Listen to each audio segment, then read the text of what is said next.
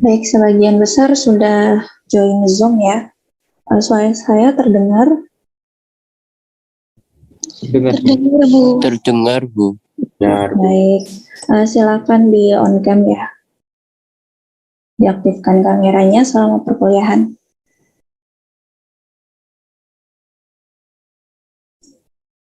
Oke, sambil menunggu teknisi. Sebentar.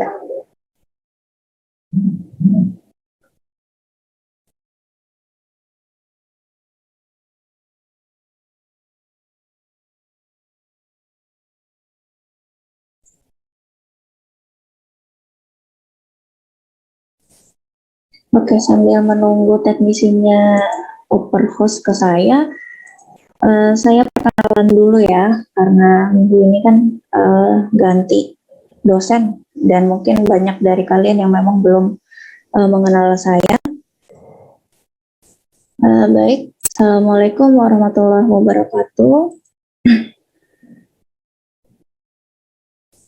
Waalaikumsalam warahmatullahi wabarakatuh. Oke, tampilan share screen saya sudah terlihat ya? Terlihat. Baik, oke, nama saya Intan Sulistianingrum Sakinah, biasa dipanggil Intan. Ini short CV saya. Jadi pendidikan saya S1 dan S2 ini yang pertama S1 di Universitas Negeri Malang untuk prodinya S1 Pendidikan Teknik Informatika. Masuknya tahun 2013 dan lulus tahun 2017. Kemudian melanjutkan kuliah di UGM, Universitas Gadjah Mada. Prodinya adalah Magister Teknologi Informasi. Saya masuknya tahun 2018, kemudian lulus tahun 2020. Nah, ini pengalaman saya selama kuliah. Pernah menjadi asisten praktikum untuk lab web pemrograman web di Teknik Elektro UM tahun 2015. Ini kurang lebih selama 2 semester. Kemudian pernah juga menjadi asisten dosen di Departemen Teknik Elektro dan Teknologi Informasi UGM itu tahun 2019 sampai 2021. Ini cukup lama, jadi awalnya bantuin dosen untuk mengajar beberapa mata kuliah untuk yang S1. Sekaligus juga membantu dosen dalam administrasi perkuliahan. Kemudian ini juga bersamaan dengan asisten dosen, saya juga sebagai asisten peneliti di Fakultas Teknik UGM, itu mulainya juga tahun 2019 sampai terakhir kemarin Februari 2021. Jadi asisten peneliti di sini saya kerjanya bantu dosen untuk menyusun paper publikasi. Gitu. Untuk kontak bisa ke email intan.sakinah@polij.ac.id atau via WA ya. WA sudah, nanti bisa tanya ke ketua kelasnya masing-masing. Oke. Seperti itu perkenalannya, singkat saja. Ini teknisinya belum hadir ya, karena saya mau merekam perkuliahan. Nah ya sudah, nggak masalah. Baik, saya masuk ke materi. Ini minggu keempat. Sudah terlihat ya? Oke, nanti kalau misalnya ada terkait dengan tugas, terlambat tugas atau ada presensi yang ketinggalan, bisa langsung kontak saya ke email. Kalau memang perlunya cepat, ya ke WA. Tapi insya Allah email juga saya fast respon selama itu hari dan jam kerja. Oke, kita lanjutkan materi untuk workshop kualitas perangkat lunak minggu ini, yaitu minggu keempat. Kita membahas tentang mengelola risiko penjaminan kualitas. Nah, di sini prinsip manajemen risiko ini sudah diatur pada standarisasi yang ada pada ISO 3100/2009 mengenai risk management principle and guidelines. Nah, di sini di ISO 3100/2009 ini menentukan ada 11 prinsip yang perlu dipahami dan diterapkan untuk manajemen risiko untuk memastikan efektivitasnya. Nah, untuk prinsip yang pertama adalah memberikan nilai tambah dan melindungi nilai organisasi. Jadi dalam menerapkan manajemen risiko diharapkan dapat meningkatkan nilai-nilai organisasi di dalamnya. Kemudian yang kedua adalah bagian terpadu dari seluruh proses organisasi. Jadi kegiatan proses manajemen risiko yang dilakukan itu sangat berkaitan dengan organisasi. Jadi apabila ada risiko yang tidak bisa ditangani, maka akan mempengaruhi nilai organisasi tersebut. Kemudian yang ketiga adalah bagian dari pengambilan keputusan. Jadi manajemen risiko ini nanti juga berkaitan dengan bagaimana penanganan dari treatment dari risiko yang muncul maupun yang nanti yang bisa ditangani oleh organisasi tersebut. Kemudian yang keempat adalah secara khusus menangani ketidakpastian. Nah, jadi ketika kita menyusun sebuah atau mengimplementasi manajemen risiko, ini bisa menangani ketidakpastian karena risiko-risiko tersebut yang sudah kita prediksi itu kita bisa langsung mengetahui atau menanggulanginya dengan treatment yang sudah kita putuskan sebelumnya. Kemudian secara khusus, ini terulang ya. Kemudian yang keenam adalah berdasarkan informasi terbaik yang tersedia. Maksudnya seperti apa? Jadi informasinya ini bersifat relevan, kemudian tepat waktu dan efektif. Kemudian yang ketujuh disesuaikan dengan kebutuhan organisasi. Nah, disesuaikan dengan kebutuhan organisasi di dalam ISO 3100/2009 ini sudah dideskripsikan standar-standar yang bersifat general gitu. Jadi bisa diadopsi oleh sesuai dengan kebutuhan masing-masing organisasi. Kemudian yang kedelapan adalah mempertimbangkan faktor budaya dan manusia. Kemudian yang kesembilan adalah transparan dan inklusif. Jadi dalam proses implementasi manajemen risiko ini seluruh pihak dalam organisasi itu perlu dilibatkan.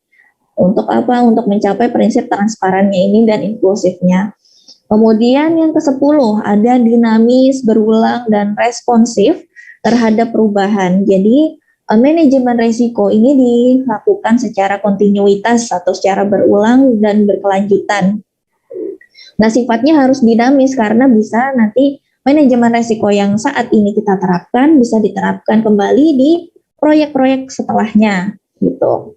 Kemudian yang 11, memfasilitasi perbaikan sinambung dan peningkatan organisasi. Nah, ini berkaitan dengan yang 10 tadi. Jadi manajemen risiko yang sudah kita definisikan, kita implementasikan pada proyek sebelumnya bisa memfasilitasi perbaikan-perbaikan pada proyek-proyek selanjutnya. Jadi lebih korektif. Jadi udah ada metode yang ini untuk menangani resiko ini sudah diterapkan dan terbukti efektif, maka bisa diimplementasikan pada proyek-proyek selanjutnya. Kemudian di sini ada kerangka kerja manajemen risiko. Ini diambil dari Broadleaf of Capital International Strategic Enterprise and Project Risk Management. Ini juga ada di ISO 3100. Jadi yang pertama tahapannya dari manajemen risiko itu adalah mandat dan komitmen. Kemudian yang kedua adalah designing the framework atau kita merancang frameworknya. Kemudian yang ketiga adalah kita mengimplementasikan manajemen risikonya. Nah, kemudian kita monitoring dan review framework tersebut ketika diimplementasikan manajemen risiko, kemudian continual improvement of framework. Jadi ada kontinuitas perbaikan atau peningkatan dari framework yang sudah kita implementasikan manajemen risknya.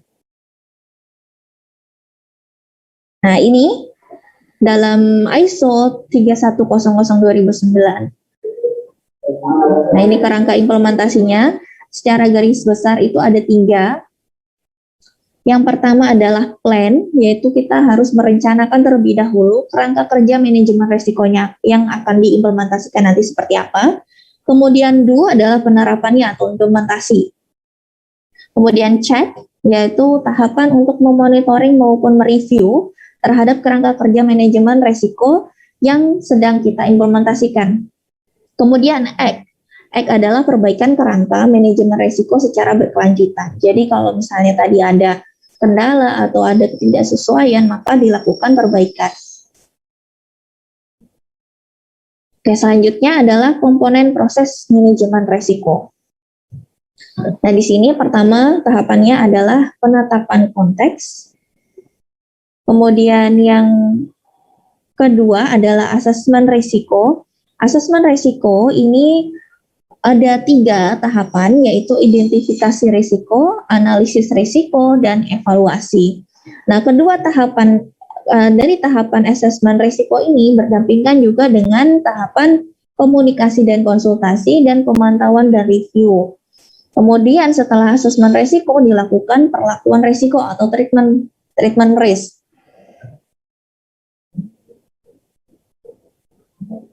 Mohon maaf sebentar ya, saya ada telepon.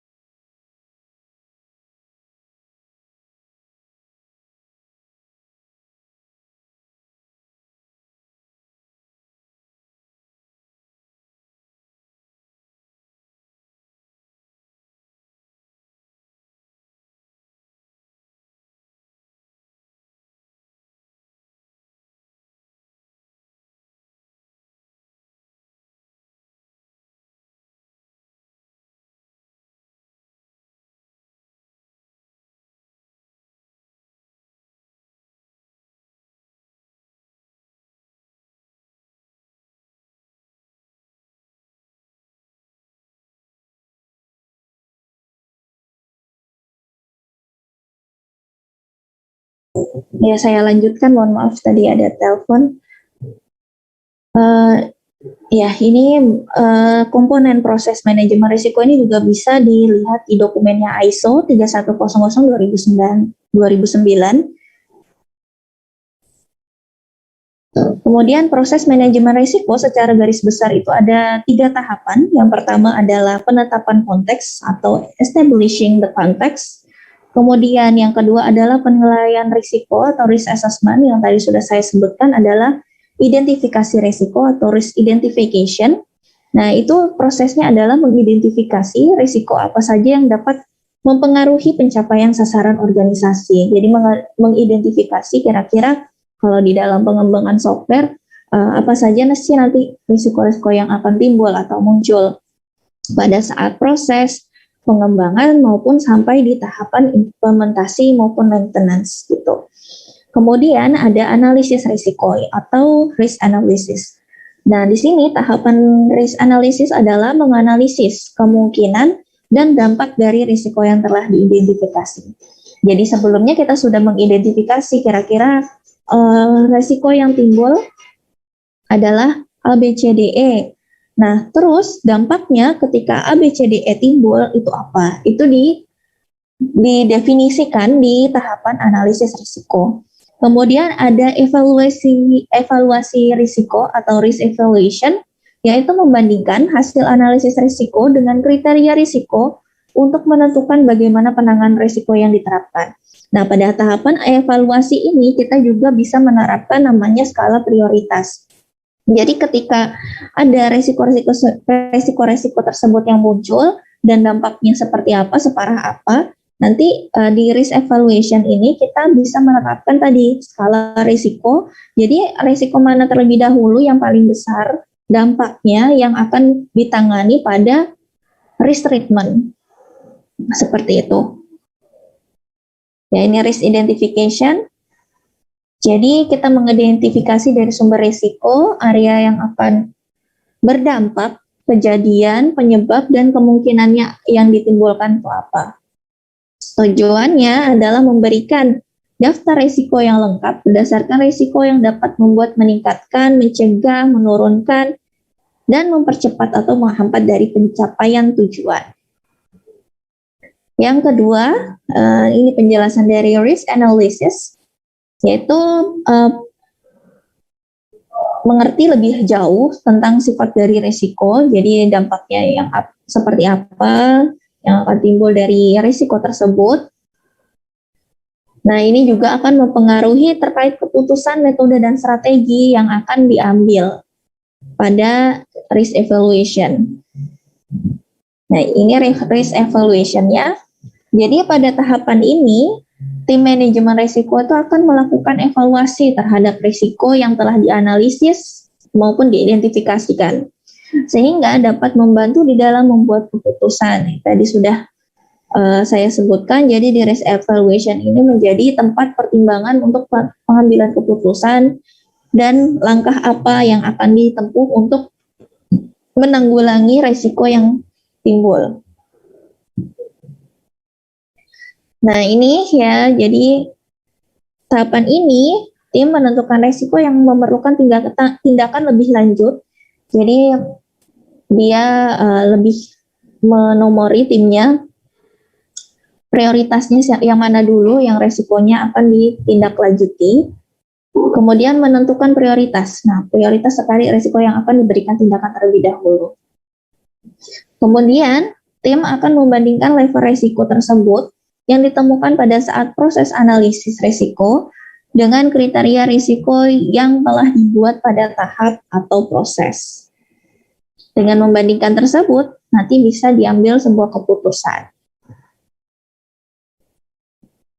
Kemudian yang ketiga adalah risk treatment atau risk response. Jadi ini adalah aktivitas yang dilakukan untuk memberikan penanganan terhadap risiko. Jadi treatment atau penanggulangan terhadap risiko yang muncul. Nah, terdapat berbagai cara untuk memberikan penanganan atau penanggulangan terhadap risiko. Di antaranya adalah menghindari risiko atau preventif, dengan tidak melakukan atau memulai aktivitas yang dapat menimbulkan risiko tersebut, mengurangi dampak yang ditimbulkan dengan memberikan tanggapan yang tepat, ataupun menghilangkan sumber dari risiko tersebut. Jadi seperti kalau kita lagi testing aplikasi, nanti ada kelihatan bug-bugnya, error-errornya. Nah, di situ Anda dilatih untuk manajemen risikonya seperti apa, manajemen errornya. Apakah Anda akan menghilangkan atau memperbaiki dengan tindakan yang tepat. Nah, yang terakhir adalah bisa dengan membagi risiko tersebut dengan pihak ketiga atau outsourcing. Jadi dengan pihak ketiga meminta bantuan untuk diberikan treatment pada risiko yang muncul. Nah, ini ada contoh yang saya berikan. Tabel ini menampilkan tabel risiko proyek pengembangan software dan strateginya dalam menanggulangi risiko tersebut. Nah, misalnya yang pertama adalah risiko yang akan muncul saat pengembangan software itu adanya kegagalan pada personil. Teknik menguranginya bisa dengan memperkerjakan staf yang handal, kemudian job matching, kemudian membangun tim, kemudian mengadakan pelatihan dan peningkatan karir, kemudian yang terakhir adalah membuat jadwal lebih awal bagi personil utama. Nah, kemudian resiko yang kedua yang mungkin akan muncul adalah estimasi biaya dan waktu yang tidak realistis. Menguranginya dengan cara apa? Yang pertama adalah membuat beberapa estimasi, desain untuk biaya, meningkatkan pengembangan, merekam dan menganalisa proyek sebelumnya, dan standarisasi metode. Kemudian yang ketiga, mengembangkan fungsi software yang salah. Nah, kenapa kok bisa salah? Itu mungkin karena tidak adanya keterlibatan pengguna atau user. Nah, evaluasi teknik menguranginya adalah evaluasi protek yang ditingkatkan, membuat metode spesifikasi yang formal, survei pengguna, membuat prototipe, buat user manual yang lebih awal. Nah, ini kalian bisa melihat dokumen lengkapnya di paper yang penulisnya adalah Ghazali tahun 2004 dengan judul Rekayasa Risiko Pengembangan Perangkat Lunak. Nah, yang berikutnya ada risiko yang muncul adalah mengembangkan antarmuka pengguna yang salah. Kemudian tekniknya untuk mengurangi risiko tersebut adalah membuat prototipe, analisis tugas, dan keterlibatan pengguna. Jadi, ini akan meminimalisir kesalahan pengembangan user interface yang salah. Gitu. Jadi, saat proses pengembangan itu juga harus melibatkan end user. Kemudian ada lagi risiko yang mungkin muncul adalah terlambat untuk mengubah kebutuhan karena kebutuhannya tidak didefinisikan dari awal. Ini teknik menguranginya apa saja? Yang pertama adalah mengubah prosedur kendali, kemudian membatasi perubahan yang terlalu banyak, kemudian meningkatkan prototipe. Nah, ini adalah kegagalan pada komponen yang disuplai pihak eksternal. Jadi kita misalnya bekerja sama dengan pihak ketiga untuk menyuplai barang atau hardware yang kita gunakan sebagai pengembangan software. Ternyata mengalami keterlambatan atau tidak sesuai dengan spesifikasi yang telah kita tentukan dari awal. Nah, cara mengurangi risiko tersebut yaitu melakukan benchmark, kemudian inspeksi, spesifikasi formal. Jadi di dalam proposal kerjasama itu juga kita harus mencantumkan spesifikasi formal apabila kita bekerja sama dengan pihak ketiga. Kemudian adanya kontrak perjanjian. Nah, jadi di dalam kontrak perjanjian ini nanti juga disebutkan ada penaltinya ketika ada kegagalan atau kesalahan dari pihak eksternal. Kemudian ada prosedur dan sertifikasi jaminan kualitas. Ini selanjutnya, risiko yang mungkin muncul adalah kegagalan menjalankan tugas eksternal. Teknik menguranginya yaitu prosedur jaminan kualitas, desain atau prototipe yang kompetitif, membangun tim, kemudian kontrak insentif. Ada lagi kegagalan kinerja real time, ini lebih ke teknisnya. Nanti ketika sudah jadi aplikasinya ternyata ada kegagalan dari performa software-nya.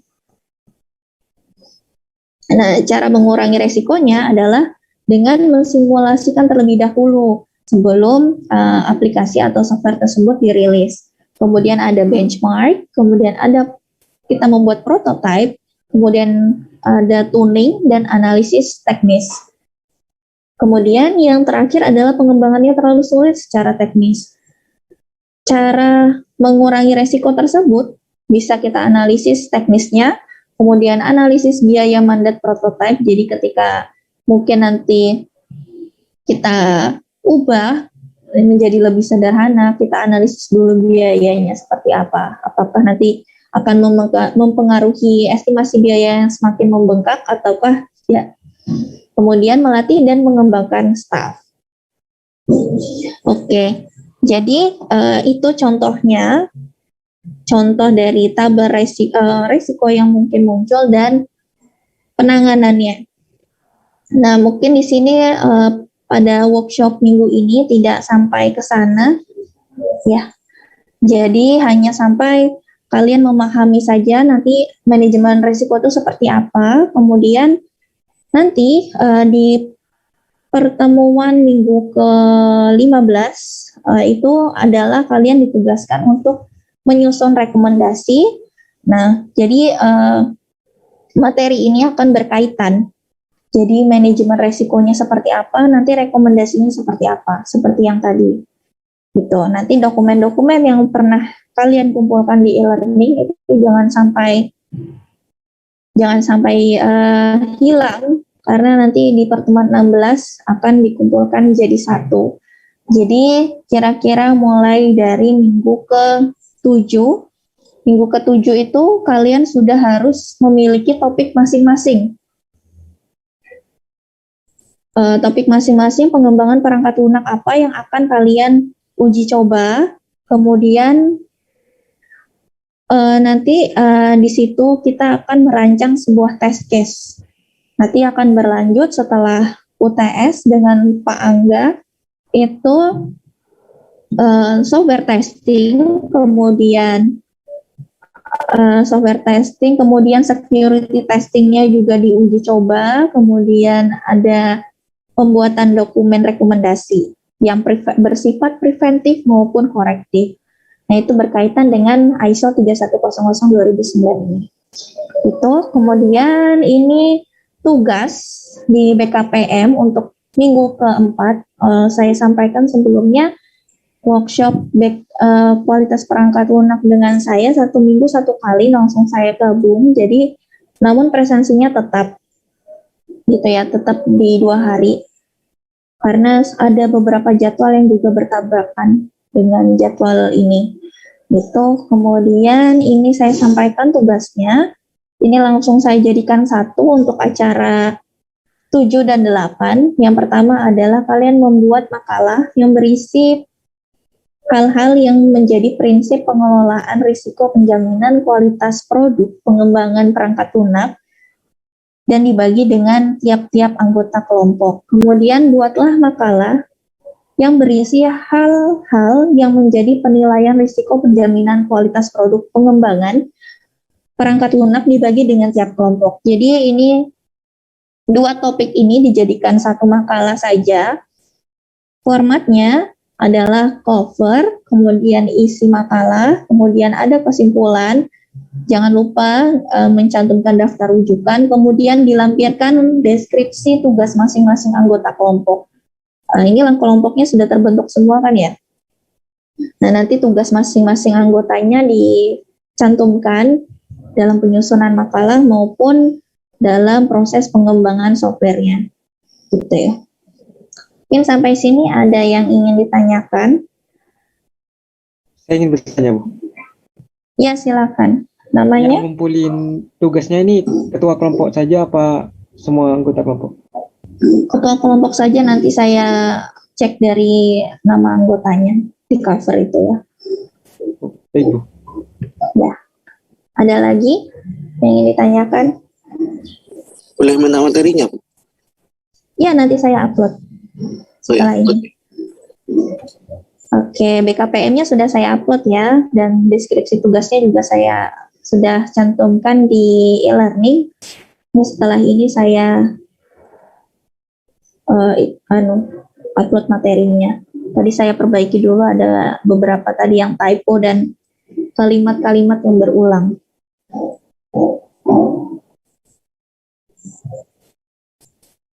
Oke, ada lagi yang ingin ditanyakan?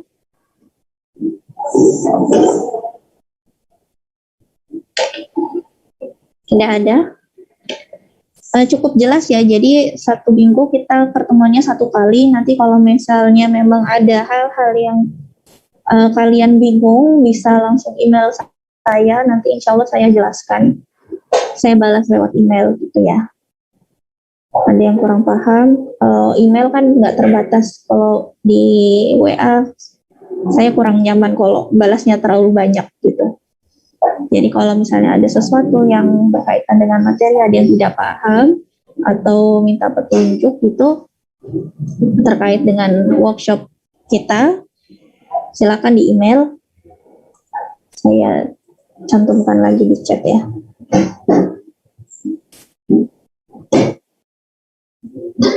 Oke, sudah ya email. Ada lagi yang ingin ditanyakan? Presensinya tetap ya, sesuai yang ada di LMS. Jadi hari ini sama hari Kamis besok ya. Apa hari Jumat ya kalau yang reguler? Ya pokoknya sesuai jadwal. Di situ juga ada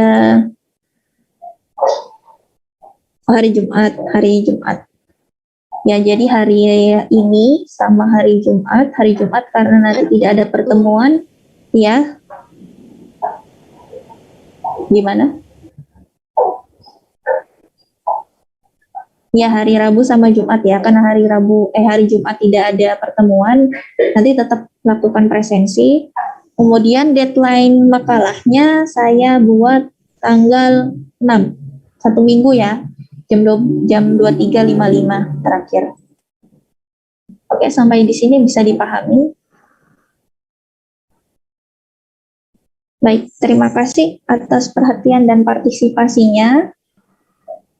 Kurang lebihnya saya mohon maaf. Sehat selalu. Sampai bertemu di minggu berikutnya. Saya akhiri. Wassalamualaikum warahmatullahi wabarakatuh.